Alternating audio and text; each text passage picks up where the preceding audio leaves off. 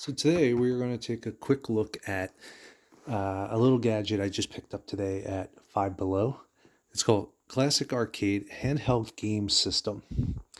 400 games are included. It says according to this box, it has a 3.7 volt lithium rechargeable battery and a 3-inch wide display, AV cables included.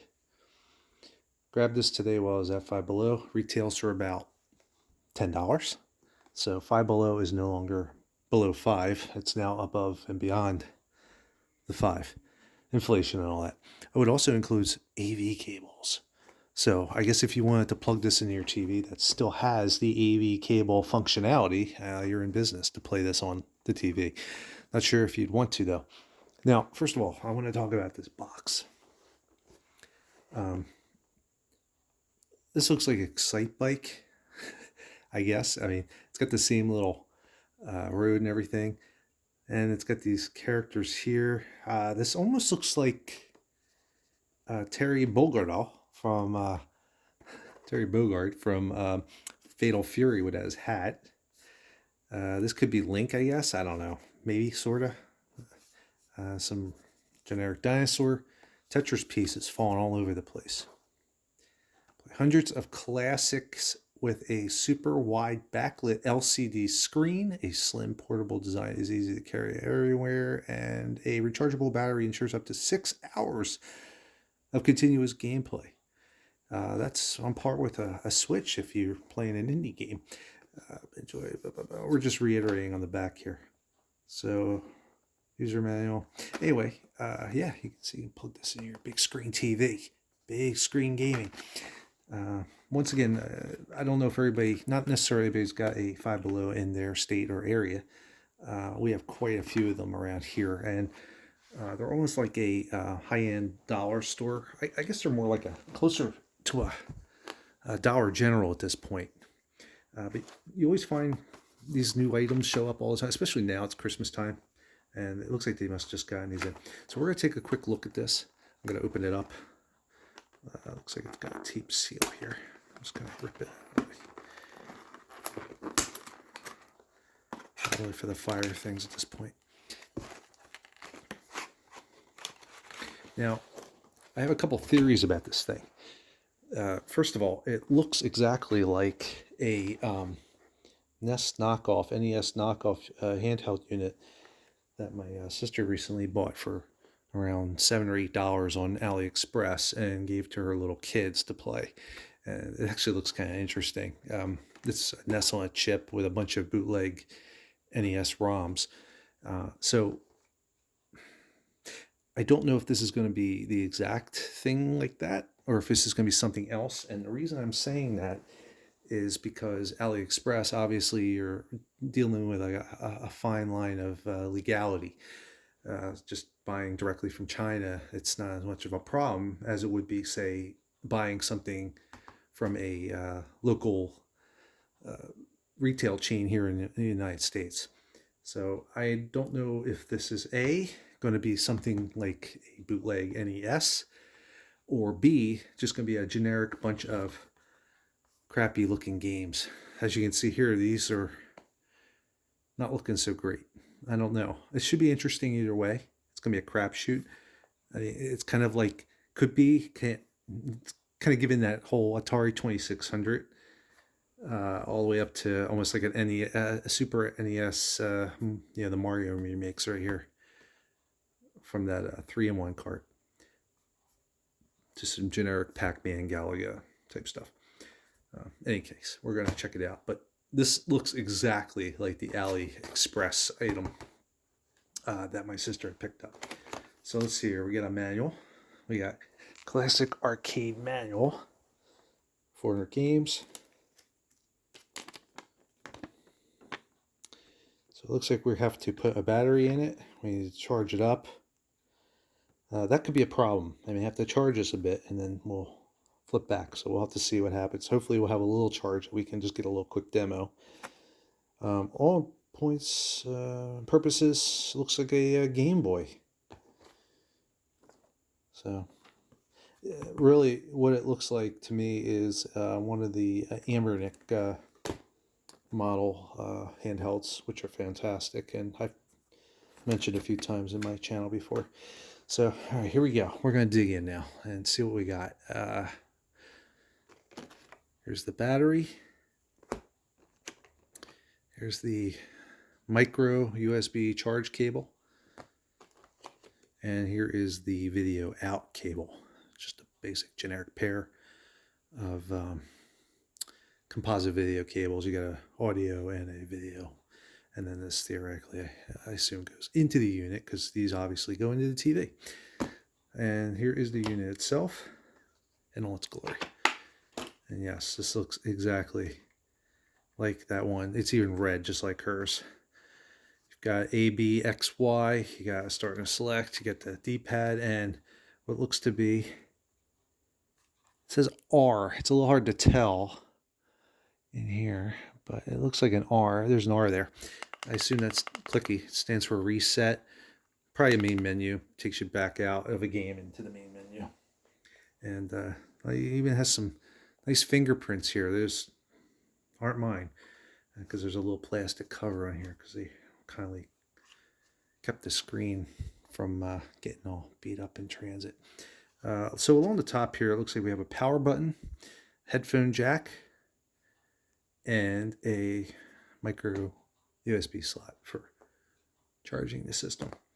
So it looks like basically this just pops off the back and the battery's going to go in. It looks like the prongs are at the bottom. Here's the prongs here. We're just going to line that up, snap that in.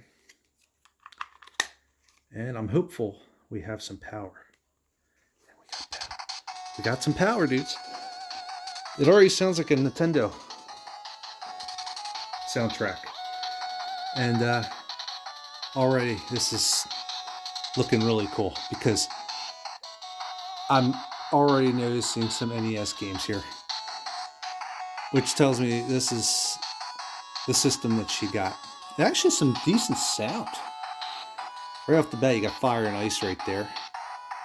Galaxy 5000, Gun Knack. Oh yeah, this is great. This is an NES. This is awesome. I'm gonna have to go get another one of these. Double Dragon 2, 8 Eyes, Jackal, Fantasy Zone, Venture Island, 1, 2, Chippendale, Bubble Bobble, well, Part 2, yeah, that's a pricey one. Snow Brothers, Mitsumi ga Toro, whatever that is. Dragon Spirit, I love Dragon Spirit. The NES port was actually pretty cool, even though it differs from the arcade. Blaster Master, Adventure Island 3, Caveman Ninja, Worm, Tom and Jerry, Final Mission, 10-Yard Fight, Cubert, Miss Pac-Man, Arabian. I actually like Arabian. Konami arcade game, only released for the Famicom, not brought here. Burger Time, Bomberman, Binary Land, another Japanese one. Got Chack and Pot. Alright, so looks like we got NES games, guys. This is great. Formation Z, Dig Dug, Excite Bike, Galaga, Galaxian. I'm not counting on finding any first-party Nintendo stuff on here. That's probably how they're skirting this. There's Lunar Ball, which is kind of a weird, futuristic version of Pole 8-Ball. Macross, Nuts and Milk, Muscle, based on the ever-popular 80s action figure toys. Pinball, Pooyan, love Pooyan. Oh, this is actually really cool. Now, what's going to happen is we're probably going to hit about the 100 mark for the games. And then from there, we're going to get a bunch at 1942. We're going to get a bunch of dupes. Or just like kind of hacked versions of these games. Mighty Bomb Fight, Dig Dug 2, Chubby Cherub, Juraga, Elevator Action, Gyrodyne, which is a arcade, very old arcade vertical shooter from, I think it was the 80s. You know, let's see if we can take this film off here, because I think it's kind of, doesn't just peel right off. I wonder if they intend for you to leave it on. You can tell you can pull it off. It's got some air pockets in here. Okay. All right, let me see if I can. You know, oh, there it is. I was going to say, does it say have a volume button? It does. It's got a volume rocker here. Let's hope it's not too loud for everybody. Pac-Land, Pro Wrestling, Seacross, Sun. I'm assuming that's NES Soccer. Schoon, which is an early IREM game. Thexter, Zevius, Mock Rider, Twinbee, Kage. I'm assuming that's Legend of Kage. Friday the 13th. These are all NES and Famicom games, guys. This is really neat. Quarf. Very cool vertical Konami puzzler. There's Gyrus. Solomon's Key. Bump and Jump. Oh, the hits just keep coming.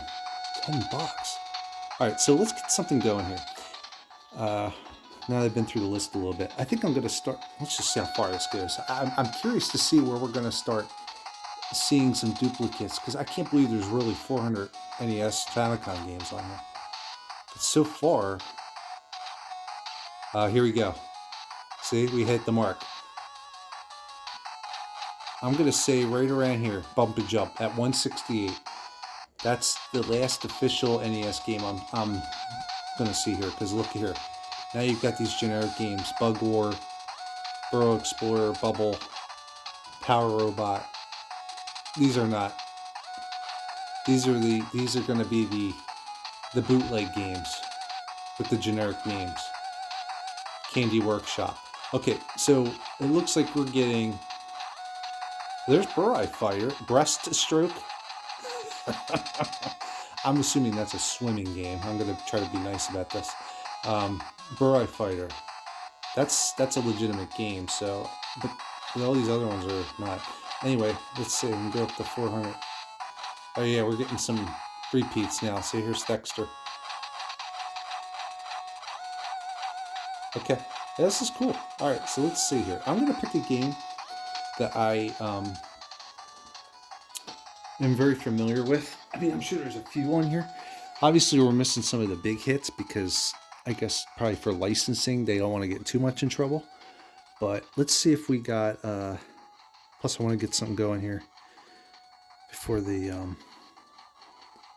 Where's Solomon's Key? There it is. I'm going to play some Solomon's Key. So now, is it start? Look at that.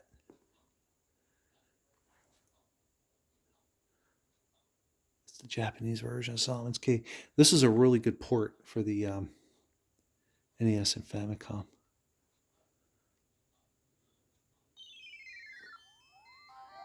Oh, this is cool.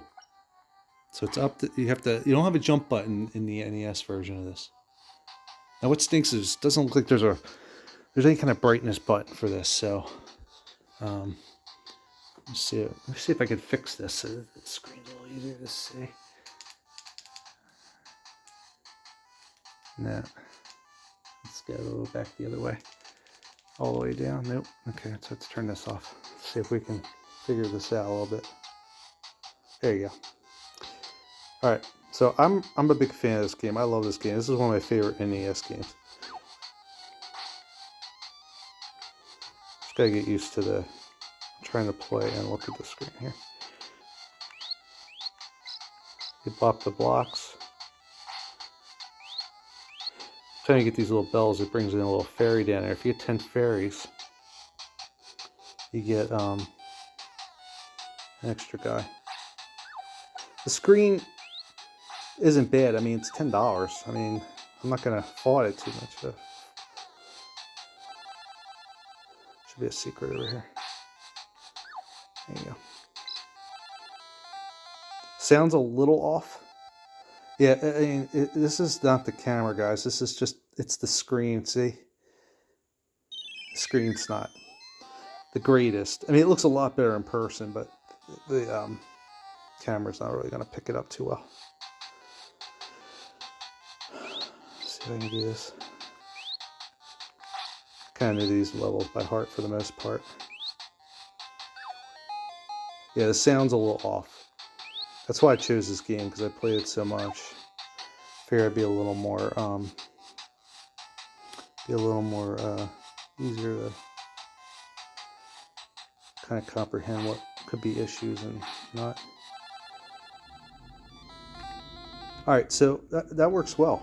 I mean, for what it is, this is really cool. Neat little system so far. I'm really impressed. Okay, so let's hit this R, which I'm assuming stands for. This looks like this. Okay, so it looks like this over here is a turbo button. See that? Yeah, and if I had a spell, he'd be casting the spell. All right, so we're gonna hit this, and yeah, brings us back to our game menu. All right, so yeah, I mean, from this point on, I guess it's just a matter of trying to figure out how well the emulation is going to be. I don't know what Twin Fish is. Let's try that just for kicks. Oh, it looks like you can advance multiple pages with the buttons here. So let's try Twin Fish.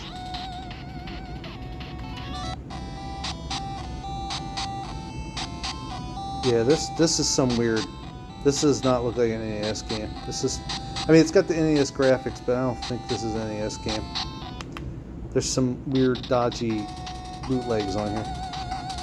Once again, I'm sorry about the screen quality here. I'm trying my best to kind of. This screen is really. It looks better in person, but for $10, I mean, the camera just doesn't like it too much. Like, it may look a little blue on your end, but this is actually black in person. It's just the way it. Let's see if this is Mighty Final Fight. I think it is. Yeah.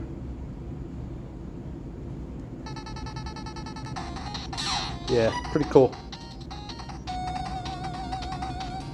Alright, so anyway, to wrap this up, I guess, if you have a Five Below nearby, check it out. $10. This is a pretty cool little portable NES bootleg system. And I mean, they're about the same price. She paid about $8 on AliExpress, but, you know, it's pretty cool. I'm digging it. It's just fun to throw in like your backpack or something if you're going on you want something to dick around with while listening to your iPhone or something, some music. And you know, if it gets stolen or lost, it's only $10. Plus, you can run it out to your TV. Like if you go to say you're on a hotel room or something, you know, their TVs are like 20 years old half the time, so you'll probably have the ability to put this into your TV. Unfortunately, I don't think my TV has those outputs right here, so I'm not going to be able to do it offhand.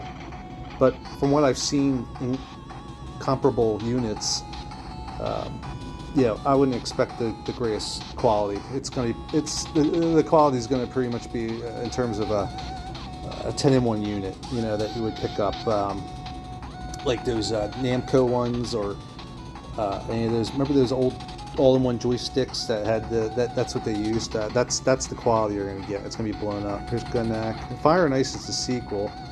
Here's Jackal. Oh yeah, Jackal. A lot of people don't like the NES one because it kind of differs from the arcade, but I don't have a problem with it.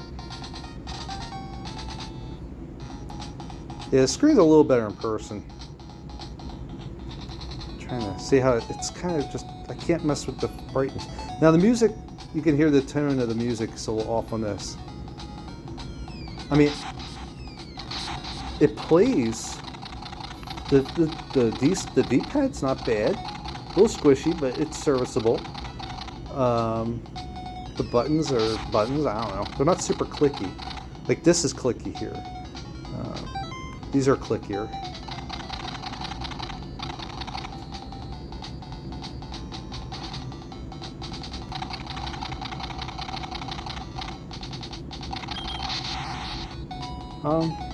Alright, yeah, I'm totally thrilled with this. I'm glad I grabbed it.